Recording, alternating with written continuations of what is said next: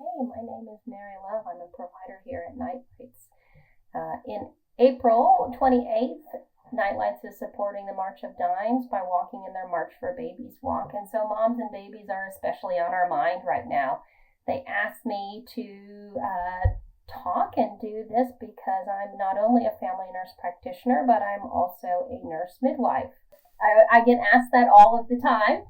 And more and more people are hearing a little bit more about midwifery, I think, and kind of what midwives do. Right now, there is a lot of press about Meghan Markle and the royal baby that's coming, and with previous royal babies, they usually have midwives.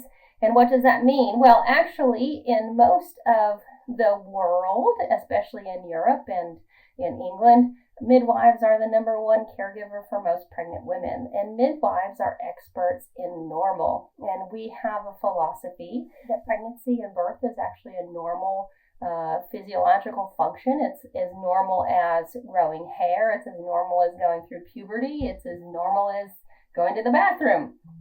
And that at different stages, most of the time, everything just kind of rolls along as usual, and things change, and our body is a pretty amazing thing, and given the right tools, it will get what needs to be done. Now, that doesn't mean that sometimes there's a little bit of things that go out of the norm, or sometimes people have other kind of illnesses like diabetes or high blood pressure that can affect pregnancy, and that makes it a little bit what we call higher risk, or a little bit more complicated. And that's where me as a midwife, I work with our obstetrician and our physician colleagues to kind of sort everything out and make everything safe and best for mom and baby.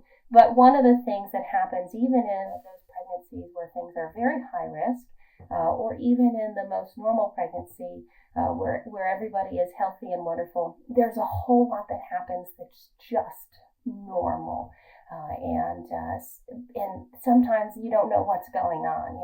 Your back aches, your feet swell a little bit, and those things happen, and it's part of sort of the physiological changes, but it doesn't necessarily mean that there's anything that's the matter.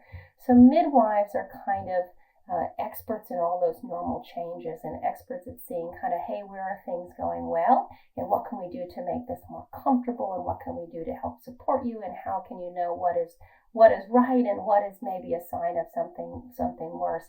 And the realm of normal is so big in childbirth.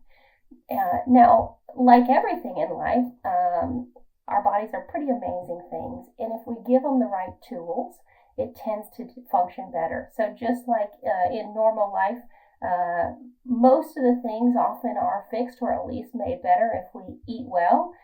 We get plenty of rest, we drink lots and lots of water, and we take a walk around the block. And in pregnancy, that's even more important, and more so than other times. So let's talk a little bit about that. Let's talk a little bit about nutrition in pregnancy. You probably hear people, you're eating for two, and you're pregnant, you can have whatever you want. That's not really the case. Actually the increased demand that our body needs for calories in pregnancy is about 200 extra calories a day. That's about the size of a small pork chop or 2 eggs. It's not 7 bowls of ice cream or a dozen donuts or a bag of chips.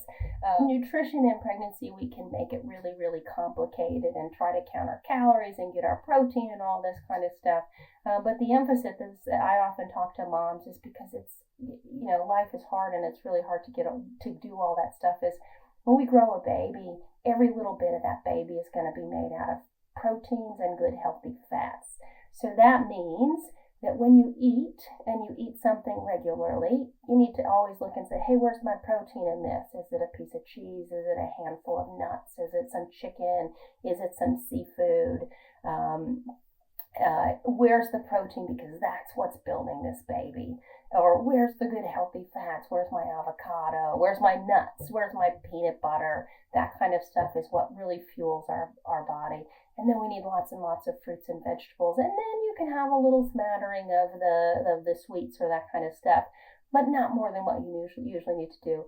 So another thing that I talk to moms a lot about is if at the end of the day you can look back at what you did that day and what you ate that day and say, oh, yeah, I did a good job. And if you would, what you're eating, you would feel really positive about feeding your 2-year-old, that usually means it's okay. We tend to feed our kids, especially the first one, a little bit better than how we feed ourselves, and we make sure they get their fruits and we want them to get their vegetables, and we don't let them eat 1,200 cookies and that kind of stuff. And it's the same kind of stuff for us. So nutrition in pregnancy doesn't have to be complicated. There can be things that cause some changes to that. If you have diabetes, we have to change a little bit and pay a little bit more attention. But really it comes down to just, eating what you need to eat, eating your fruits and vegetables, eating your protein, and then being reasonable about it. You're not eating for 2.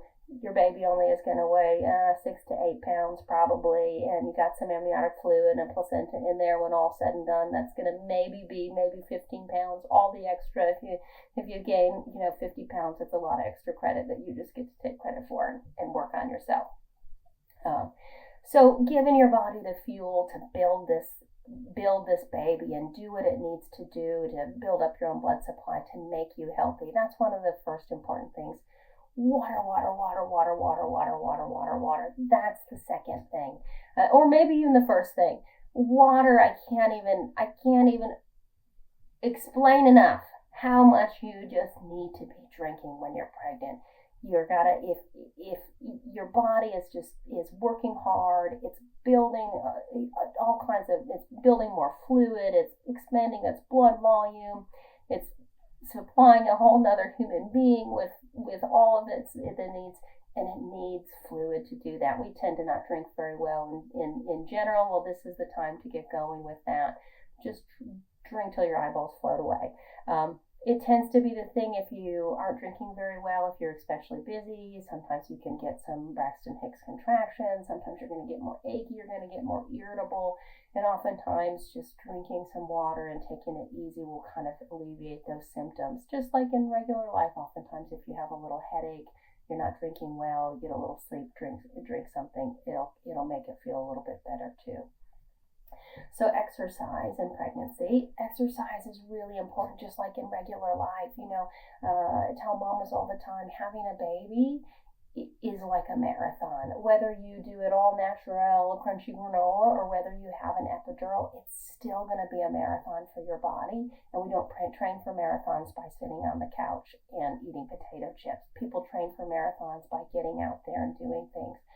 Walking is a great exercise in pregnancy. If you're somebody that already has a regular fitness routine, most likely you're going to be able to keep that same routine up for most of that pregnancy, if not all of it. If you're somebody that's just now has been a couch potato, but you've got some motivation to change, walking is a great way to start out. And talk with your midwife or talk with your OB and about any concerns that they might have and that kind of stuff. But really just moving your body, stretching, walking is going to be a great way to build up that endurance, and it's going to help out with all the other aches and pains that come along with the changes in position that we do and the stretching on your back and everything. So get out there and get moving.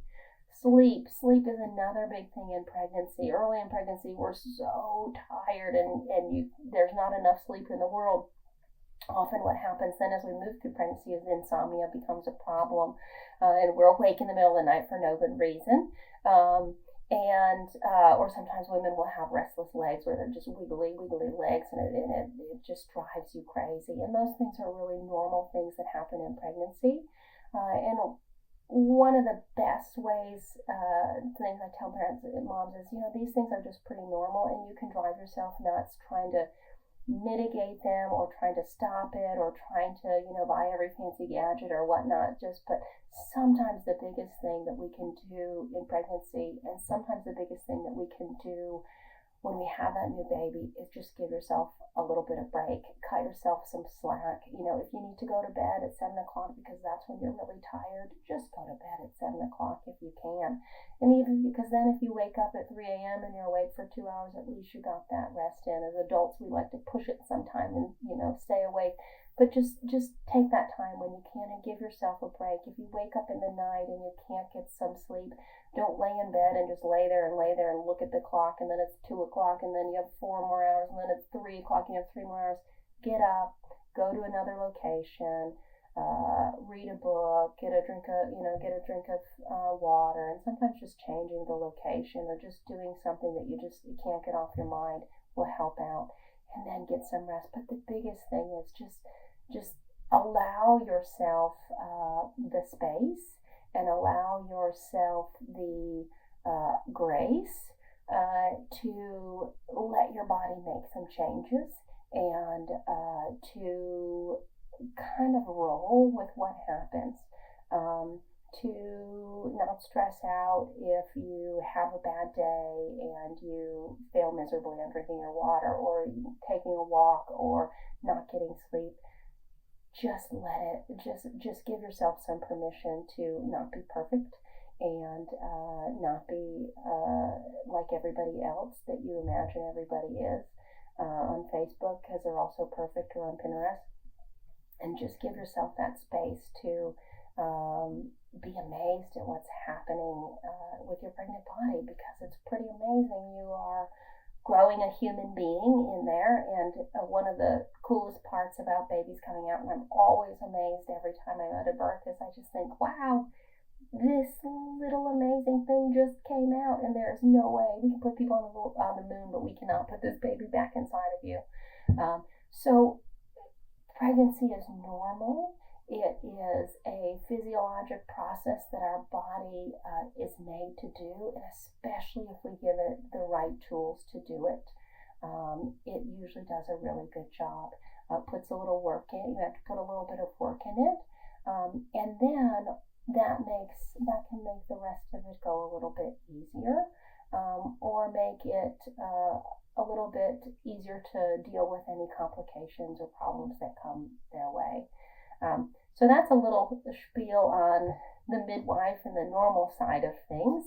And I could talk probably for 400 years about some of this kind of stuff. But my biggest tips are just take care of yourself while you're pregnant. Let your body grow this baby and give it as much good fuel and as much good energy and as many tools as you can to take care of yourself and take care of your body, and your body will do the rest.